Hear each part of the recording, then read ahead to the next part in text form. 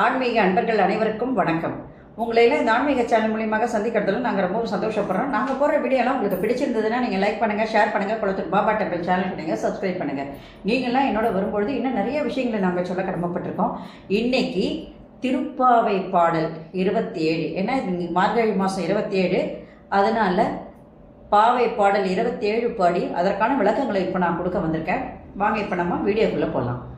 கூடாரை வெல்லும் சீர் கோவிந்தா உந்தனை பாடி பறை கொண்டு யாம் பெரும் சம்மானம் நாடு புகழும் பரிசினால் நன்றாக சூடகமே தோல்வளையே தோடே செவிப்பூவே பாடகமே என்றனைய பல்கணும் யாமணிவோம் ஆடை உடுப்போம் அதன் பின்னே பால் சோறு மூட நெய் பெய்து முழங்கை வழிவார கூடி இருந்து குளிர்ந்தேலோ ரெம்பாவாய். இது பாடல்.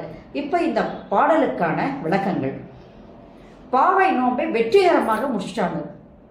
கண்ணன் கிட்ட இருந்து முக்தி அடைவதற்கான வழிகளை எல்லாம் அவங்க கேட்டு தெரிஞ்சு அதற்கான அருளையும் பெற்றுக்கொண்டார்கள். இப்போ கூடாரவல்லியை கொண்டாடுகின்ற அந்த பெண்கள் எல்லாம் ரொம்ப சந்தோஷமா இருக்காங்க. அன்னைக்கு அந்த 30 நாள்ல இந்த நாள் அவங்களுக்கு ரொம்ப சந்தோஷமான நாள் என்று சொல்லலாம். ஏன் என்று கேட்டால் கண்ணனோடு சேர்ந்து கொண்டாடுகின்ற ஒரு நல்ல நாள் என்று சொல்லலாம். இப்போ நம்ம குழந்தைங்கலாம் சொல்லுவாங்க, தீபாவளி பொங்கல்லாம் எனக்கு ரொம்ப இஷ்டமா இருக்கும். ஏன்னா அன்னைக்கு வந்து எல்லாரும் சொந்தக்காரங்கள்லாம் வருவாங்க, எல்லாரும் ஒன்று சேர்ந்து பட்டாசுலாம் வெடிப்போன்னு. அந்த மாதிரி இந்த பெண்களுக்கு, ஆயர்பாடி பெண்கள் இத்தனை நாள் அவங்க நோன்பு இருந்திருக்காங்க இல்லையா? அந்த நோன்பு இருந்து அந்த நோன்பை வந்து இன்னைக்கு நோன்பை விடுத்து இன்னைக்கு கண்ணனோடு சேர்ந்து அவர்கள் வந்து கொண்டாடுகின்ற ஒரு நாள் என்று சொல்லும் பொழுது அவங்க வந்து ஆயர்பாடியே ஒரு அன்னைக்கு சந்தோஷமா இருக்கு. அப்போ இந்த பாடல்ல ஆண்டாள் எப்படி வேண்டுகிறார்கள் என்றால், பகைவரை வெற்றி கொண்டு எதிரிகள் அனைவரையுமே அழித்து பெருமையோடு எதிர் நிற்கின்றவன் அந்த கோவிந்தன். உன்னை நாங்கள் வாயார பாடி உன் அருளால் நாங்கள் பறையை பெற்றுக்கொண்டோம், முக்தி அடைவதற்கான வழியையும் அடைந்து விட்டோம். இனி நாங்கள் உன்னிடம் பெறும் பரிசுகள், இப்போவும் எங்களுக்கு பரிசுகள் வேணும் தான். அது என்னவென்றால், அருள் செல்வத்தை நீ எங்களுக்கு கொடுத்து விட்டாய், இப்பொழுது எங்களுக்கு பொருட்செல்வம் வேண்டும், அதை நீ தர வேண்டும் என்று கேட்கின்றார்கள். நாங்கள் நோன்பு நோற்ற பொழுது ஏற்கனவே அந்த பாடல்ல சொல்லியிருப்பாங்க, 2வது பாடல்ல, கண்ணிற்கு மை வைக்காது கூந்தலில் பூ முடியாது, நாங்கள் நோன்பு நோக்கும் பொழுது நெய் பால் இவற்றையெல்லாம் தவிர்த்து, செய்யக்கூடாதவற்றையெல்லாம் தவிர்த்து நாங்கள் முழுவதுமாக நோம்பிருந்தோம். அந்த நோம்பின் பயனாக உன் அருளால் எங்களுக்கு வீடு பேறு அடைவதற்கான வழிகள் எல்லாம் கிடைத்தது. ஆனால் இன்று ஒரு சில பொருட்கள் எங்களுக்கு வேணும், பொருள் செல்வம் வேண்டும். அது என்னலான்றது நாங்க சொல்றோம், அதெல்லாம் எங்க எல்லாருக்கும் நீங்க கொடுக்கணும் அப்படின்னு கண்ணன் கிட்ட போய் கேட்கிறாங்க. இந்த பாடல்ல ஆண்டாள் என்னெல்லாம் சொல்லியிருக்காங்க பேருங்க. சூடகம், தோல் வளை, தோடு, இடுப்பு கைகளில் அணிகின்ற அணிகலன்கள், இடுப்பு கொலுசுன்னு சொல்லுவாங்க இல்லையா, ஒட்டியானம், அது கால் கொலுசு, தண்டை, இது போன்று எல்லா விதமான பெண்களுக்கு அழகு சேர்க்கின்ற பொருள்கள் எல்லாம் வேண்டும். இந்த பொருள் செல்வத்தை நீ தரணும்.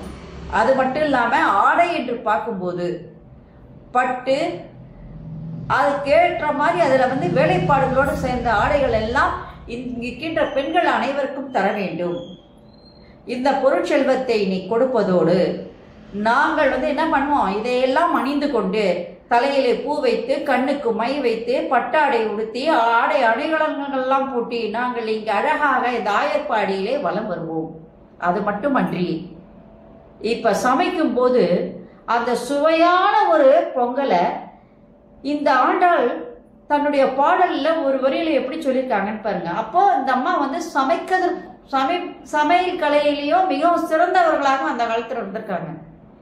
எப்படி வேகணும்னா, அரிசியை நம்ம தண்ணியில வேக வைப்போம் சக்கரை பொங்கலுக்கு, ஆனா இந்த அம்மா பால்லேயே வேக வைக்கணும்னு சொல்லுது. அந்த பால்லே என்ன பண்ணும், இந்த அரிசியானது வேகணும், அதுக்கப்புறம் அது நிறைய நெய்யை ஊற்றணும், அதுல தேவையான அளவுக்கு இனிப்புகளை சேர்க்கணும், அதுக்கப்புறமா என்ன பண்ணணும், இந்த பால் சோறை எடுத்து அதுல வந்து என்ன பண்ணணும், நம்ம வந்து எடுத்து பார்க்கும்போது அந்த நெய்யானது அதுலேருந்து அப்படியே சொட்டி வழியணும். நாம் அதை பிறருக்கு கொடுக்குறோம் கையில் அப்படின்னா அவங்க எடுக்கும்போது என்ன பண்ணணுமா, அந்த நெய்யானது அப்படியே வழிந்து கையால் அப்படி வழிஞ்சு போகணுமா. அது போன்று ஒரு நல்ல ஒரு பிரசாதத்தை நம்ம செய்கிறோம். சாப்பாடு இப்போ செய்ய போகிறோம். அந்த இனிப்பான அந்த சாப்பாடு சாப்பிட்றதுக்கு நாங்கள் மட்டும் இருந்தால் போராது, கண்டிப்பாக நீயும் எங்களோட வரணும் அப்படின்னு கண்ணனை கூப்பிடுறாங்க. காரணம் என்னன்னா, கண்ணனால தான் நாங்கள் இவ்வளோ சந்தோஷத்தையும் அடைஞ்சிட்டோம்.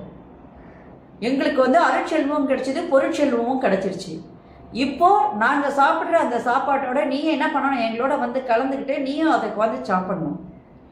இவ்வாறு சாப்பிடும் பொழுது, இறைவனோடு ஒன்று கலக்கும் பொழுது எங்களுக்கு இதைவிட ஒரு பேர் ஆனந்தம் இருக்குமானா கண்டிப்பாக கிடையாது. எங்களுடைய இன்பத்தில் நீயும் பங்கு கொண்டால் நாங்கள் இன்னைக்கு மகிழ்ச்சியாக இருப்போம். இந்த மன மகிழ்ச்சியானது திருமாலினுடைய அருளால் தான் எங்களுக்கு கிடைச்சிருக்கு. அதனால நீ வந்து என்ன கண்டிப்பாக நாங்கள் வந்து என்ன பண்ணுவோம், மிகவும் சந்தோஷம் அடைவோம் அப்படின்னு ஆண்டாள் இந்த பாட்டில் பாடியிருக்காங்க. இப்போ உங்களுக்கு ஒரு சந்தேகம் இருக்கு. சென்ற பாடலில் நம்ம என்ன சொன்னோம், பொருட்செல்வம் தேவையில்லை, இதெல்லாம் மாயைகள், அருட்செல்வம் மட்டும் இருந்தால் போதும், முக்தி அடைவதற்கான வழியை மட்டும்தான் நம்ம இறைவன்கிட்ட கேட்கணும்னு சொன்னோம். ஆனால் அதே ஆண்டாள் இந்த பாட்டில் பொருட்செல்வத்தையும் ஏன் கேட்டிருக்காங்க அப்படின்னு ஒரு வினா உங்கள்கிட்ட வருது. அது நீங்கள் எங்கிட்ட கேட்குற மாதிரி இருக்கு. அதுக்கான பதிலை சொல்கிறேன். இவ்வுலகம் மாயையால் நினைந்தது தான். இப்போ ஒரு மனிதன் என்றால், இப்போ நம்ம இந்த உலகத்தில் வாழ்ந்துகிட்டு இருக்கோம். நோயற்ற வாழ்வு வேண்டும், குறைவற்ற செல்வம் வேண்டும், நீங்காத பக்தி, இறைவன் மீது நீங்காத பக்தி வேண்டும், நல்ல அறிவு வேண்டும், எது நல்லது எது கெட்டது என்று சிந்திப்பதற்கான நல்ல அறிவு வேண்டும். இதை நான்கும் இறைவன் நமக்கு கொடுத்தால் இந்த மானிட பிறவியானது மிகவும் மகிழ்ச்சி உடையதாக நமக்கு இருக்கும். இதான் திருவள்ளுவர் சொல்வார், பொருள் இல்லார்க்கு இவ்வுலகு இல்லை, அருள் இல்லார்க்கு அவ்வுலகு இல்லை என்று. அருள் வேண்டி இவங்க இத்தனை நாள் விரதம் இருந்து இறைவன்கிட்ட பறையோடு சேர்த்து அந்த அருள் செல்வத்தையும் கேட்டு வாங்கிட்டாங்க. கண்ணன் கிட்ட இருந்து கேட்டு வாங்கியாச்சு.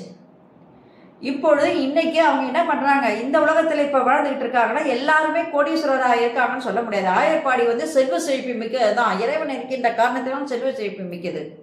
அதே நேரத்தில் அவருடைய தந்தையால எல்லாருக்கும் என்னது, கிருஷ்ணனுடைய தந்தையால எல்லாருக்கும் வயிறு நிறைய சாப்பாடு எப்பவும் கிடைக்கிது, உடுப்பதற்கு உடை கிடைக்கிது, குடிப்பதற்கு நீர் கிடைக்கிது. அதில் எந்த விதமான சந்தேகமும் கிடையாது.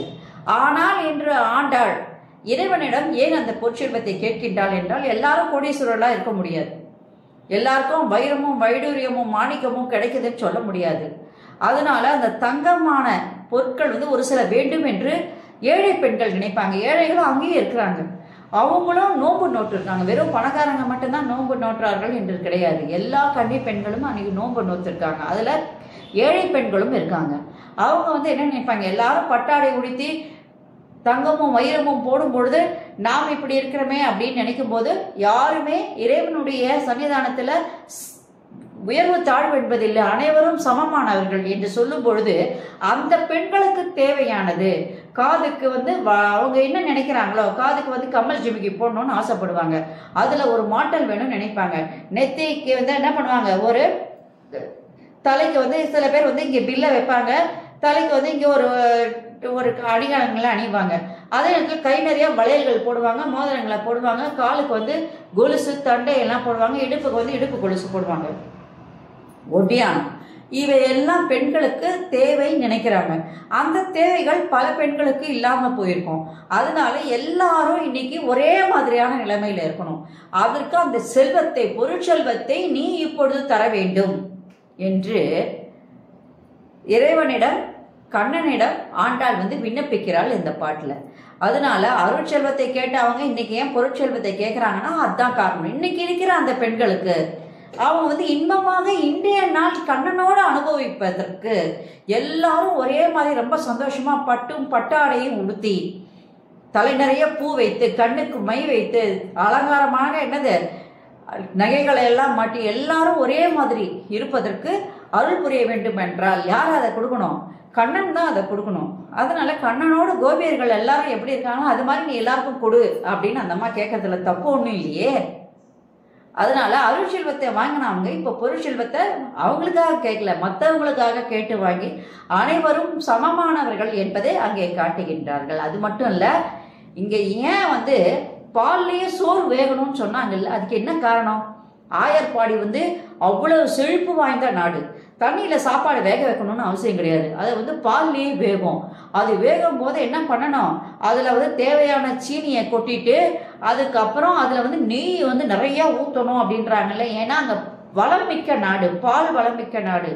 அதனால அந்த பால், தயிர், மோர், நெய், வெண்ணெய் இதுக்கெல்லாம் அங்கே பஞ்சன்றது ஒரு துளியும் கிடையாது.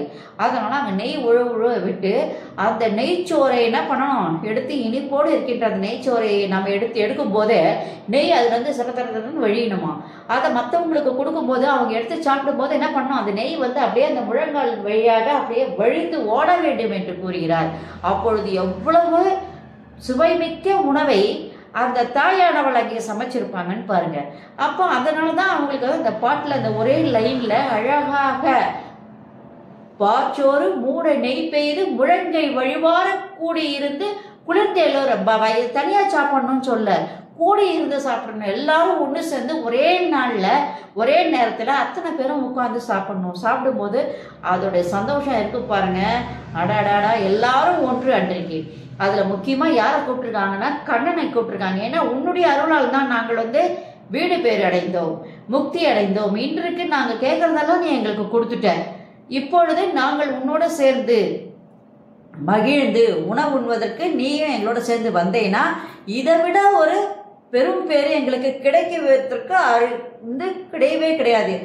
இது போன்ற ஒரு பேர் இதுதான் எங்களுக்கு.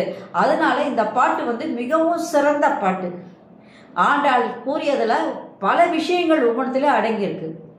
தாயானவள் சாமானியப்பட்டவள் அல்ல, பெண்களுக்கென்றே இந்த பாவை பாடல்கள் அந்த அம்மா அன்னைக்கு பாடி வச்சிருக்கு அப்படின்னு சொன்னா இன்றைய தினத்துல அது நமக்காக பாடப்பட்ட பாட்டு மாதிரி இருக்கு. அதனால இந்த பாடல்களை நாம் பாடவோ கேட்கவோ இல்லது மற்றவங்களுக்கு சொல்றதோ அவ்வளவு சிறப்பு வாய்ந்தது என்று கூறி என்னுடைய இன்றைய பாடலை நான் முடிக்கின்றேன். இதுவே இந்த பாடலுடைய விளக்கமும் அதே நேரத்தில் அதனுடைய சிறப்பும் ஆகும். நன்றி, வணக்கம். இந்த வீடியோ உங்களுக்கு பிடிச்சிருந்ததுன்னா நீங்கள் லைக் பண்ணுங்கள், ஷேர் பண்ணுங்கள். குளத்தூர் பாபா டெம்பிள் சேனலுக்கு நீங்கள் சப்ஸ்கிரைப் பண்ணுங்கள். நீங்கள்லாம் எங்களோட வரும்பொழுது இன்னும் நிறைய விஷயங்களை நான் சொல்ல கடமைப்பட்டிருக்கேன். நன்றி, வணக்கம். Subscribe to my channel and please press the bell icon for more videos.